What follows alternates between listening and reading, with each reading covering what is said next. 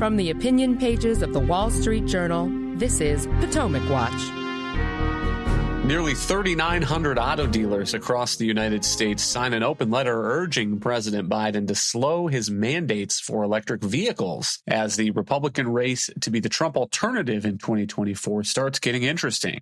Welcome, I'm Kyle Peterson with the Wall Street Journal. We are joined today by my colleagues, columnist Alicia Finley and editorial board member Mene Ukwe-Barua. This open letter to the Biden administration is available online. If listeners want to find it, it's evvoiceofthecustomer.com. And here is how it begins.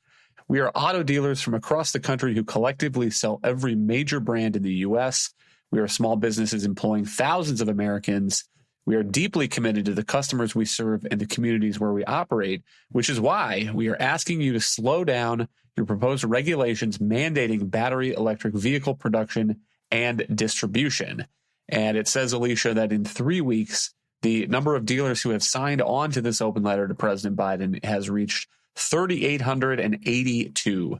So can you give us a sense of what is it that they're asking for and the problem that they're facing with these electric vehicles that they're being urged to sell? First and foremost, they want the Biden administration to tap the brakes on regulations that they say de facto mandate EVs make up 2/3 of vehicle sales in 2032. Now, just put that in perspective, I think right now they're about 8 to 9%. And by the way, about 3/4 of those are Teslas, which those are sold directly to consumers. They don't go to dealers. And so actually, if you look at a lot of, Fords, GMs, Toyotas, EVs only make up about 1 or 2% of their fleet mixes. And so this pretty steep ramp up to 2/3 in 2032 is looking to be just not feasible. And one reason is that the dealers point out is there were a lot of early adopters, and these were mostly, higher income earners who live in cities, don't have to travel very long. And so they have less range anxiety about running out of fuel on the road.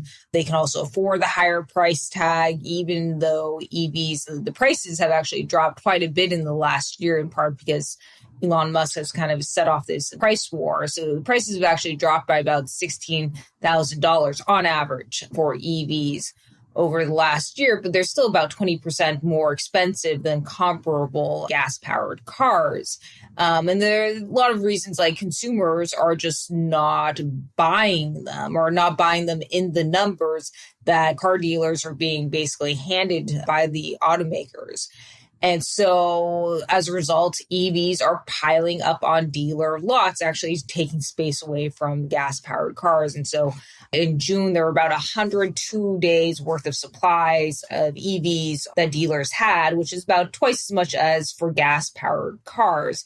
And so it's actually hurting the dealers' vehicle sales to the extent that they're having to, one, provide these discounts, and they're having to provide pretty steep discounts just to get these cars off their lots. And two, they're taking up space that could be provided to gas-powered cars where they actually could be making a lot more money off of in terms of profits. And so what they're asking is the administration just to kind of tap the brakes or kind of scale back the EPA's emissions mandates and the transportation department's CAFE standards. I think they're also going to have to eventually also petition California and the 12 or 13 other states that have adopted its EV mandates to also walk those back as well, because those can be even more aggressive. Part of what I think makes this letter so notable is that these dealerships are not saying that they are against EVs at all. In fact, they call themselves agnostic as to what we sell. But they are really making the point, Mene, that the consumer is not buying what is being pushed here. They say the majority of customers are simply not ready to make the change. They are concerned about electric vehicles being unaffordable. Many do not have garages for home charging or easy access to public charging stations. Customers are also concerned about the loss of driving range in cold or hot weather. Some have long daily commutes and don't have extra time to charge the battery. And Mene, there has been some good reporting in recent days about how many of these publicly available chargers have problems with them. In recent weeks, there was a story in the Journal. The headline is, I visited over 120 EV chargers, 3 reasons why so many were broken. These were 120 chargers in the LA area which is an area where you would expect to have high saturation of electric vehicles and chargers that are easy to operate. And instead, more than 40% of them, according to the story, had problems for this reporter. And then who can forget, of course, that fabulous story of Energy Secretary Jennifer Granholm going on an electric vehicle road trip this summer. And she was going through the South. Her advance team was going ahead of her and realized the next charging station they were due at, one of the chargers was broken. The rest of them were taken up. And so they sent a non-electric vehicle ahead of the energy secretary in order to block other people from using the charger so it would be available when she showed up. And Monet, it's hard to beat that as a story of if that works for you when you're the energy secretary and you have an advance team surrounding you so that you can get the charger when you need it. What about people who are just trying to get their kids picked up on time? The dealers are complaining about practical logistical difficulties of electric vehicles that are contributing to why consumers really don't want to buy them. I think that the Biden administration's focus often has been on the price of these vehicles. The idea is that this is a new technology, it's cutting edge, it's very expensive to design and manufacture, but it's coming along. And so as long as we offer generous subsidies to folks, they're attractive vehicles that people are going to want to buy. And they seem to think that the cost of the vehicles was the only thing that was slowing down the purchases.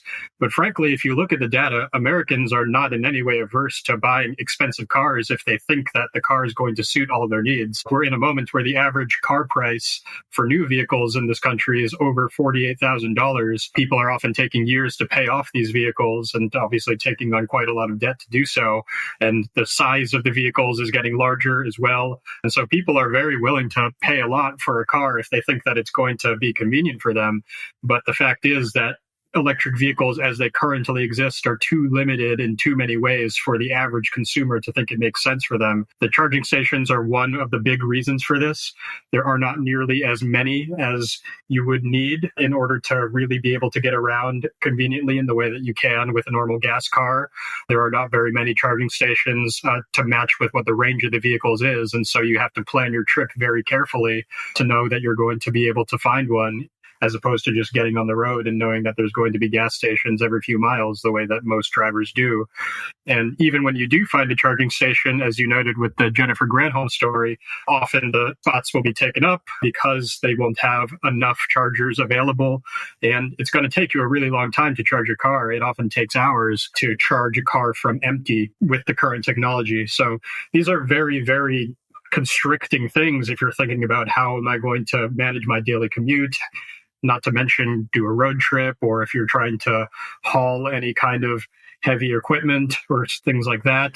They also have problems in hot and cold weather. And so I think there probably are a lot of people who like the design of these cars, maybe even who have an interest in wanting to reduce their emissions and benefit the environment in that way. And then they do their research on the car and realize that as they currently exist, it just doesn't make sense for me and my family right now. These are not problems that are unknown to President Biden and Democrats in Congress. And Alicia, another interesting part of this story is that their approach has been not only these mandates, but some sort of industrial policy and throwing money at this problem. And so I also thought it was notable this week, a Politico story. It describes how in 2021, Congress agreed to spend $7.5 billion to build tens of thousands of electric vehicle chargers across the country.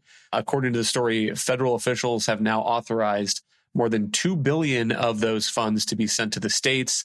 But less than half of states have started taking bids, and there are zero of these electric vehicle chargers funded by this federal money that have come online, and it could take months or even a year to get to that point.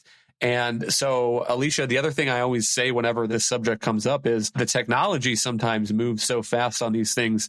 I worry that the taxpayer is going to spend a whole lot of money in putting in chargers that get outmoded or are not up to the latest technology when they finally come in operation. Actually, I wrote a column about a year ago on these EV charging plans. States had to submit to the Department of Transportation their plans for putting in EVs charging stations that would be eligible for this $7.5 billion in grants. And actually, I went through almost all 50 states' applications, and they included a number of precautionary warnings about Well, these EV stations could become quote unquote stranded assets if the technology improves. So instead of taking an hour to charge, it could be charged in 20 minutes. So those stations, could become defunct, especially if the private operators, again, the states would be contracting out with private operators in most of these cases if they just don't have an incentive to maintain these stations. And that, as it turns out, is actually a big problem with the story about Jennifer Granholm's trip, is that a lot of these stations, they just haven't been maintained, or the issues with the technical logistics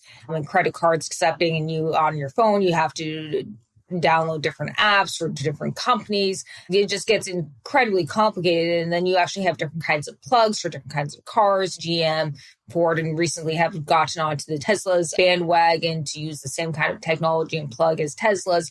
But in the past, they didn't. So that obviously further complicates matters.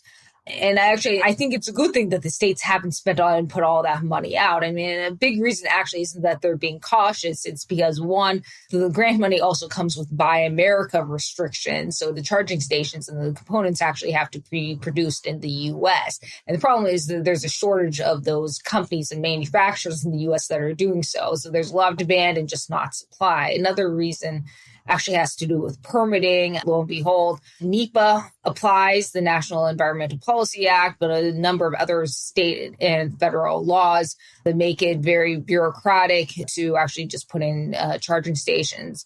And then another big thing is actually just the grid and the transmission network. You actually have to get transformers to reduce the voltage for these cars to charge. There's a shortage of electric transformers in the country. But you also have to build out the electric for states like Montana that are more rural. You actually have to build out the electric grid in order to put these chargers in. And that could take years to do. So there are a lot of obstacles. And again, I don't think it's necessarily a bad thing that the states haven't been spending this money, but it also just shows that in terms of consumer adoption, that these problems, the shortage of charging stations, that these problems aren't going to go away anytime soon. It could take over a decade to actually develop a reasonably dense charging network. It would be very balkanized still with different operators. We have right now, you have ExxonMobil, you have different kinds of companies operating gas stations.